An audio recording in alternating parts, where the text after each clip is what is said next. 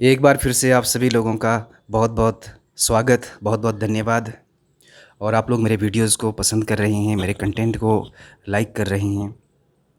मैं उसके लिए भी आप सभी लोगों का शुक्रगुज़ार हूँ। और मेरे यूट्यूब चैनल को ज़रूर सब्सक्राइब करते चलें। साथियों, आज मैं रिज़र्वेशन को लेकर के आपके बीच में आया हूँ। हालाँकि मैं इस पर एक सीरीज़ बनाने जा रहा हूँ और बहुत जल्दी उसके इतिहास से लेकर के वर्तमान तक और वर्तमान से लेकर के भविष्य में होने वाले परिणामों तक, उन तमाम चीज़ों पर फ़ोकस रहेगा। चूँकि अभी समय अनुकूल नहीं है और इसके लिए टीम वर्क की ज़रूरत है, तो मैं उसे डायग्राम के माध्यम से और प्रॉपर वे में जिस तरीके से मैं समझा सकता हूँ और जितना मैं जानता हूँ, उन तमाम तथ्यों को आपके सामने रखने की कोशिश करूँगा। अभी फ़िलहाल एक मौखिक रूप से मैं आपको दर्शाना चाहता हूँ कि रिज़र्वेशन पर एक बहुत ही खतरनाक माहौल होते जा रहा है हमारे देश में। इस माहौल को कौन बना रहा है? क्यों बना रहा है? और वो चाहते क्या हैं? हम इन तमाम तथ्यों से, तमाम तर्कों से अनभिज्ञ हैं। मेरी समझ में नहीं आ रहा जब रिज़र्वेशन, ख़ास करके जब 10% रिज़र्वेशन की बात चली थी, जो गरीब सवर्णों के लिए, आर्थिक रूप से कमज़ोर लोगों के लिए जो 10% रिज़र्वेशन लाया गया था, उस समय मैं ये सोच रहा था कि शायद अब रिज़र्वेशन पर बहस ही ख़त्म हो जाएगी। क्योंकि आर्थिकी आधार पर हमारे देश में हर तरीके के जो आधार हैं, उन पर रिज़र्वेशन का एक पूरा फ़ॉर्मेट कंप्लीट हो चुका है। अब जो आंदोलन होंगे, अब जो सुधार होंगे या अब जो बदलाव आएँगे, वो जाति व्यवस्था पर आएँगे, सामाजिक व्यवस्था पर आएँगे और राजनीति, धार्मिक चीज़ों पर भी इसका बहुत बड़ा असर देखने को मिलेगा। लेकिन ऐसा हुआ नहीं। मेरी समझ में नहीं आ रहा है कि इसके पीछे कारण क्या है? एक तरफ जब 10% जब रिज़र्वेशन दिया गया, उन लोगों ने एक चूँ तक नहीं की, कुछ आवाज़ तक नहीं की गई। और दूसरी तरफ अब एक माहौल बनाया जा रहा है रिज़र्वेशन के खिलाफ़। ये कौन लोग हैं और क्यों ऐसा कर रहे हैं? देखो, रिज़र्वेशन का इतिहास बहुत पुराना है। चाहे हम अ, मद्रास प्रेसिडेंसी का उदाहरण दें, चाहे हम बड़ौदा रियासत को ले लें, छत्रपति शाहू जी महाराज का उदाहरण दे दें, या फिर तब से लेकर के जो है पूना पैक्ट बना और संविधान में आया, फिर ओबीसी आंदोलन हुए और उसके बाद ये और भी देश में आंदोलन हुए, चाहे पटेल या जाट, लेकिन उनको दिया नहीं गया। बावजूद इसके भी फिर भी 10% जो रिज़र्वेशन है वो तो दिया गया है। मेरा विषय ये है कि रिज़र्वेशन का आधार कास्ट है। तो ज़ाहिर-सी बात है, जो जाति है वो रिज़र्वेशन से नहीं है। यानी कि जातियों से रिज़र्वेशन है, रिज़र्वेशन से जाति नहीं है। और ये कंप्लीट जो है, छोटा-सा जो एक समझने वाला विषय है, इसको इतना बड़ा क्यों बनाया जा रहा है? रिज़र्वेशन ने सिर्फ़ एक व्यवस्था की कि जिन लोगों को आपने बहिष्कृत किया हुआ है, जिन लोगों ने आप व्यवस्था से एक तरीके से दूर किया हुआ है, वंचित रखा हुआ है, उन लोगों के लिए व्यवस्था की जानी चाहिए कि उन्हें उसमें प्रवेश कैसा मिले। बाकी जो एग्ज़ाम का स्टैंडर्ड है या क्वालिफ़िकेशन में जो एक मिनिमम क्वालिफ़िकेशन होती है किसी भी पद के लिए, वो सब एक समान है। और इसके बावजूद भी रिज़र्वेशन, मैं मानता हूँ कि सॉल्यूशन नहीं हो सकता है, क्योंकि कहीं न कहीं हम मान लेते हैं इस बात को कि किसी के साथ न्याय, किसी के साथ अन्याय है। लेकिन उस जाति का क्या? जिसकी वजह से हर 16 मिनट में एक दलित के साथ बहुत बड़ा अत्याचार होता है। ये अनुसूचित जाति आयोग की जो एक उनका सर्वे रहा है पिछले सालों से, उन्हीं का ही आंकड़ा है। और क्राइम ब्यूरो भी ये कहता है कि हाँ, दलितों के साथ इस देश में बहुत बड़ा दुर्व्यवहार, और दलित ही नहीं, पिछड़े, शोषित, वंचित जो तबका है, उनके उनके साथ जो है जाति के आधार पर जो समस्याएं हैं, वो कैसे समाप्त होगी? मैं जानता हूँ कि उसका सॉल्यूशन रिज़र्वेशन नहीं है, लेकिन रिज़र्वेशन से बात तो करनी पड़ेगी ना। जब आप चाहते हैं कि मेरिट के लिए हमें एक मेरिट हो, 50% अंक जो पाएगा वही सरकारी जॉब हासिल करेगा, और जो 50% से नीचे हैं उसे फेल या फिर अयोग्य घोषित किया जाए। मैं इस बात से सहमत हूँ। जब हम मेरिट का आधार एक कर सकते हैं, तो शिक्षा का आधार एक क्यों नहीं? कोई दून स्कूल से पढ़ के आए, तो कोई दून बिज़नेस स्कूल से पढ़ के आए, कोई बड़े-बड़े कॉरपोरेट घरानों के जो है विदेशों से पढ़ के आए और देश में आकर के एक पोस्ट के लिए एक समान प्रणाली से एक मेरिट की बात करें, कितना इलॉजिकल है। आप कहते हैं कि दलितों ने भी बराबरी कर ली है और जो रिज़र्व कैटेगरी है वो भी अब बहुत अच्छे पोजीशन पर हैं, लेकिन इसका आर्थिकी से कोई लेना देना नहीं है। पहली बात ये होनी चाहिए थी, जो क्योंकि मूल इसका ऐसा ही था। और दूसरी बात है कि अगर बराबरी कर ली है तो आप उनको अपने समान क्यों नहीं मानते, समझते हैं। हम सिर्फ जाति जाति को जो है शादी तक नहीं रखना चाहते हैं। भाई शादियाँ नहीं हो रही है, इंटरकास्ट मैरिज नहीं हो रहे हैं, वो विषय है, लेकिन इसके अलावा और कौन कौन से विषय हैं। इसके अलावा विषय हैं मंदिरों का इश्यूज़, मिड डे मील का इश्यूज़, समाज में बनी हुई संस्थाएं, समाज में बने हुए जाति के नाम पर संगठन, समाज में बने हुए जाति के नाम पर जो है ये राजनीतिक पार्टियां, वोट बैंक की स्थिति, इन पर कब बात होगी और कौन बात करेगा। विषय ये है, विषय ये है कि जो ये निम्न तबका है, जो सफाई कर्मचारी हैं, वहाँ पर आज तक कोई भी एक अपर कास्ट का नहीं मिलता है। वहाँ तो कोई कोई भी नहीं है, ना कोई ऐसी गाइडलाइन है, ना कोई ऐसी संस्था है, ना कोई ऐसा दायरा है, ना कोई ऐसे नियम है। अगर गरीब है तो सबसे पहले तो मैं कहता हूँ कि रिज़र्वेशन वहाँ पर करो, सवर्णों के लिए रिज़र्वेशन वहाँ पे लागू किया कर दिया जाए और 50% से भी ऊपर उनके लिए रखा जाए।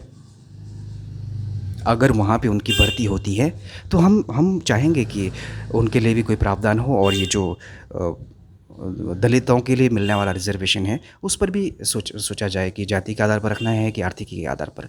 लेकिन सबसे पहले इनको वहाँ पे रिज़र्वेशन देना होगा, क्योंकि जब तक हमारा जातीय ढांचा नहीं टूटेगा, ये नौकरी पाने के लिए समानता नहीं चाहिए हमें इस देश में। हमें चाहिए जीने के लिए समानता, रहने के लिए समानता, और उसके लिए आवाज़ उठेगी और आवाज़ें उठनी भी चाहिए।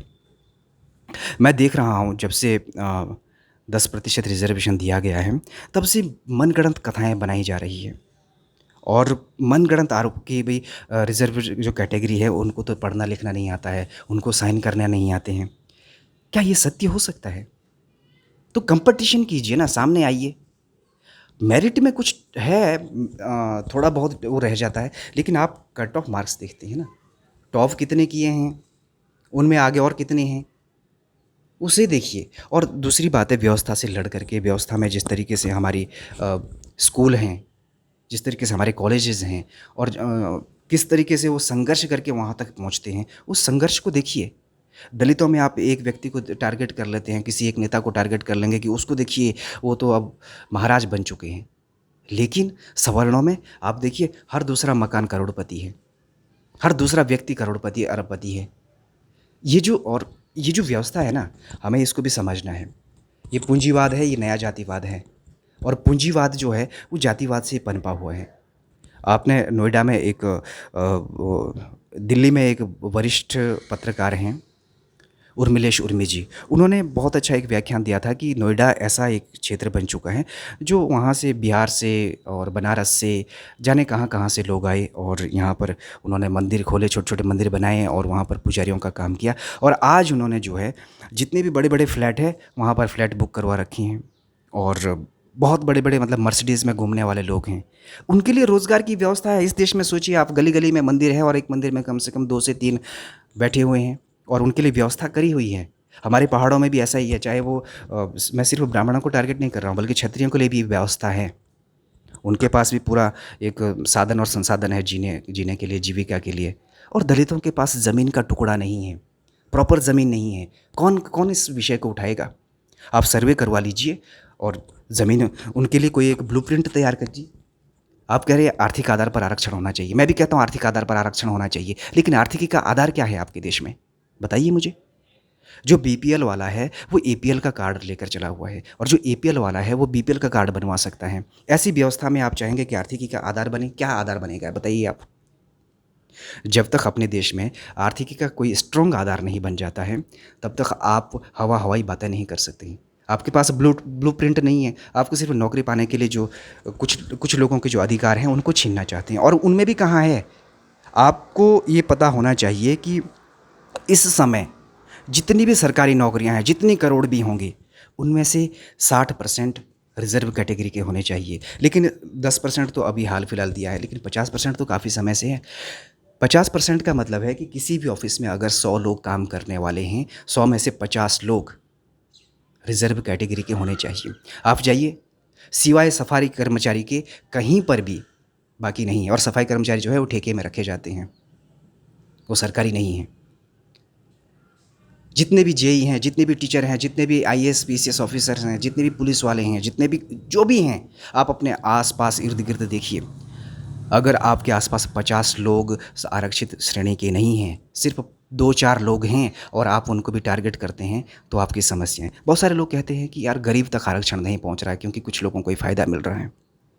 जब आप ये आंकड़ा निकाल लोगे, जब आप इस आंकड़े पर अमल करोगे कि कितने लोग सरकारी नौकरी पा चुके हैं और कितने परसेंट अभी मौजूद हैं व्यवस्था में, 100 में से जहाँ 50 होने चाहिए वहाँ पर आपको जब 10 मिल रहे हैं, तो ये नाकामी सरकारों की है। सरकारों के पास बैकलॉग के कितने पद खाली पड़े हुए हैं, ये सोचने का विषय है। रिज़र्वेशन को इतना हावी बना दिया गया है, इतना एक नेगेटिव प्रचार किया गया है इसका, जैसे मानो कि रिज़र्व कैटेगरी से आने वाला व्यक्ति बिल्कुल अनपढ़ गँवार और जिसे कुछ नहीं आता होगा, वैसे कुछ बना दिया गया है। अगर किसी को ऐसी गलतफ़हमी है तो आइए कंपटीशन करते हैं, एक बार डिबेट करते हैं किसी बैठक में बैठ के, सारी गलतफ़हमी को दूर करते हैं। ये मनगढ़ंत कहानियाँ और जो मेरिट की बात कर रहे हैं आप, जब इस देश में ये आरोप लग सकते हैं कि जाति देख कर के कॉपी जाँचने का आरोप है और इसके अलावा जितने भी लोग जो पढ़ाई करते हैं, आधे से ज़्यादा नकल मार के पास होते हैं। मैं जानता हूँ मेरे साथ पढ़ने वाले तमाम लड़कों को आज भी अगर आप सामने करेंगे, मैं बता सकता हूँ, जिनको ब्लैक बोर्ड में कुछ लिखना नहीं आता था ठीक से, आज वो बड़े-बड़े पदों पर है, वो किस बेसिस पे पहुँचे हैं। और हम संघर्ष करने वाले लोग हैं, हम लोगों ने हमेशा ईमानदारी से पढ़ा है, ईमानदारी से काम किया है। लेकिन आज फिर भी लड़ रहे हैं, संघर्ष कर रहे हैं और जाति व्यवस्था का इतना बुरा हाल, इसको आप कहेंगे कि इकोनॉमी बेसिस पे है। आपने कभी विदेशों की व्यवस्था को देखा है? विदेशों में जो काले लोग हैं, काले लोगों के लिए रिज़र्वेशन है।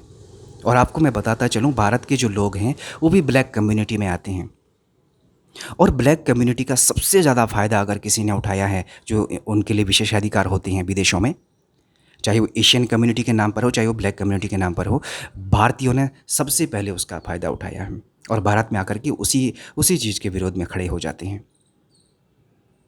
बड़े-बड़े ठेके, बड़े-बड़े कॉरपोरेट, बड़े-बड़े स्कूल्स, बड़े-बड़े जो कॉलेज, तमाम जो व्यवस्थाएं हैं वो सब अपर कास्ट की हैं और फिर भी कहते हैं कि हमारे साथ अत्याचार हो रहा है।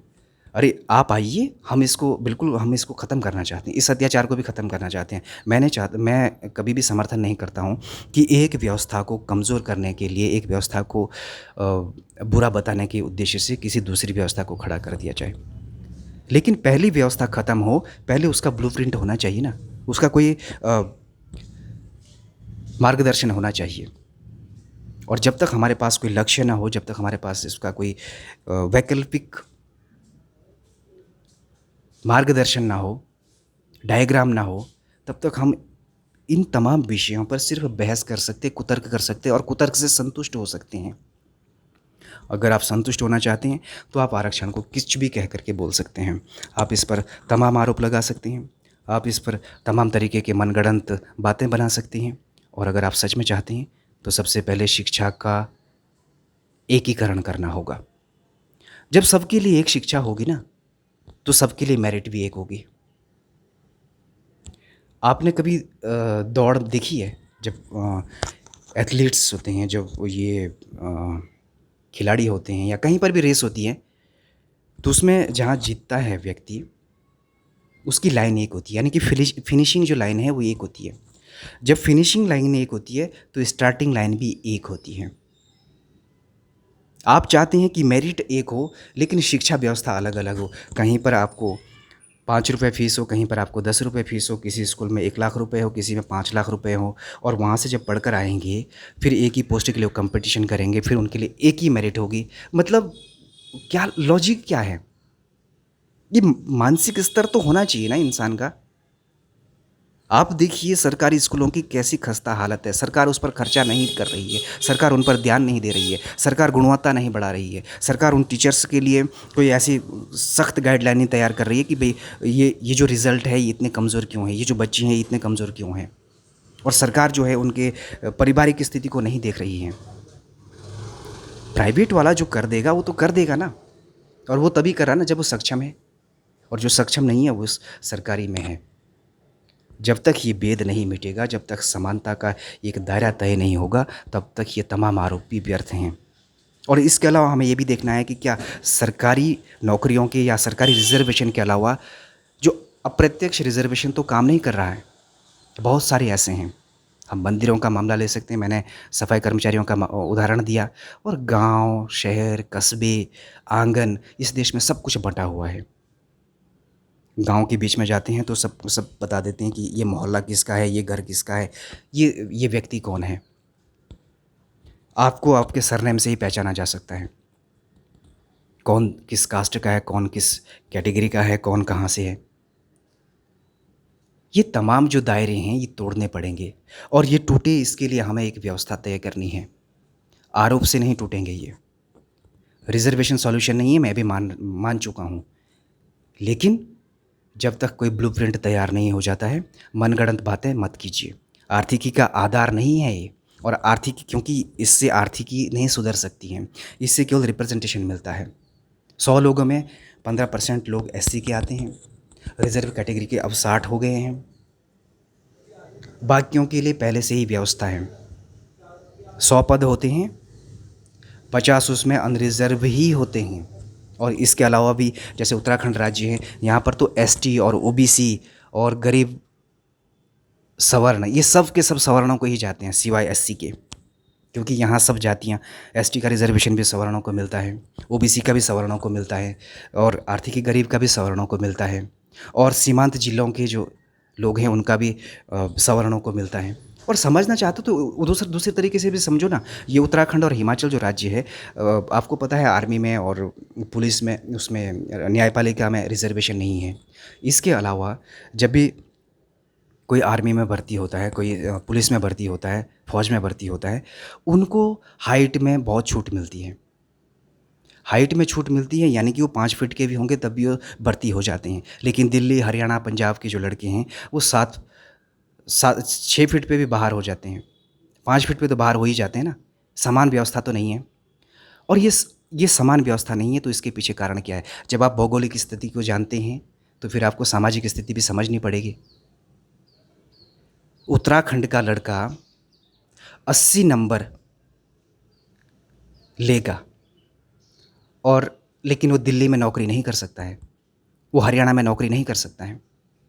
हरियाणा में 50% जो 50 नंबर हासिल करेगा उसी की भर्ती की जाएगी, क्योंकि आपने भौगोलिक स्थिति समझ ली ना कि भाई राज्य की जो नौकरियां हैं वो राज्य के लिए है, एक मेरिट लागू नहीं हो सकती है। जब आप इन तमाम चीज़ों को समझते हैं तो फिर ये सामाजिक व्यवस्था को क्यों नहीं समझना चाहते हैं? इसका मतलब यह हुआ कि आप आरक्षण के नाम पर जातिवाद करना चाहते हैं। आप जातिवाद ख़त्म भी नहीं करना चाहते हैं और आप एक समान व्यवस्था भी नहीं करना चाहते हैं। तो समस्या आरक्षण में नहीं है, आरक्षण के खिलाफ जो लोग हैं उनके सोचने के तरीके में समस्या है। अगर आप सच में चाहते हैं तो समानता पर बात कीजिए, हम भी समानता ही चाहते हैं। आप लोगों को इस पर क्या कहना है, अपनी प्रतिक्रिया अवश्य दीजिए, और इस वीडियो को ज़्यादा से ज़्यादा शेयर कीजिए, लोगों तक पहुंचाइए। और बहुत जल्दी मैं इस पर डायग्राम के माध्यम से और पूरी सीरीज़ तैयार करूंगा, और जिसमें डिटेल से आंकड़ों के साथ कब कब क्या क्या हुआ, किस तरीके से हुआ, और ऐतिहासिक जो तथ्य हैं जहाँ पे अंग्रेजी व्यवस्था में, जहाँ पे अंग्रेज़ों ने इस देश में जब व्यवस्था लागू की थी, उस समय जब 3rd डिवीज़न का प्रोविज़न किया था, उस समय जब ये पासिंग मार्क्स घटा दिए थे, 33% लाए थे, ये किसने किया था, किस लिए किया था? भारतीयों के लिए किया था ना। और उस समय शूद्रों को पढ़ने का अधिकार नहीं था, उस समय सिर्फ सो कॉल्ड अपर कास्ट ही उस पर अप्लाई कर सकते थे, पढ़ते थे, उनके गुरुकुल थे और उनकी ही सब कुछ थी। महिलाएं भी उनमें नहीं होती थी और शूद्र भी नहीं होते थे। तो जब अपने लिए व्यवस्था आपने की है, तो दूसरे दूसरे की समस्या को भी समझने की कोशिश कीजिए। इसी देश के नागरिक हैं, इसी देश के एक सदियों से बहिष्कृत और वंचित लोग हैं। ये जो खाइयाँ तैयार हो रही हैं, ये इन्हीं वजह से हो रही है क्योंकि आप उसमें सुनने को तैयार नहीं हैं, समझने को तैयार नहीं हैं, संशोधन करने को तैयार नहीं हैं, बदलने को तैयार नहीं हैं, अपनी जाति छोड़ने को तैयार नहीं हैं और सिर्फ़ आप चाहते हैं कि नौकरी पाने के लिए समानता मिले। नौकरी पाने के लिए समानता भी नहीं बल्कि दूसरे को क्यों मिल रहा है, उस पर आप समस्या है। सब चीज़ हमारे पास हो, ऐसा नहीं होता है। देश के साधन और संसाधनों पर सभी का हक समान होना चाहिए। हम भी समानता के लिए लड़ रहे हैं। एक व्यवस्था के लिए लड़ते हैं। आइए मिल के बात करते हैं। जय भीम, नमस्कार।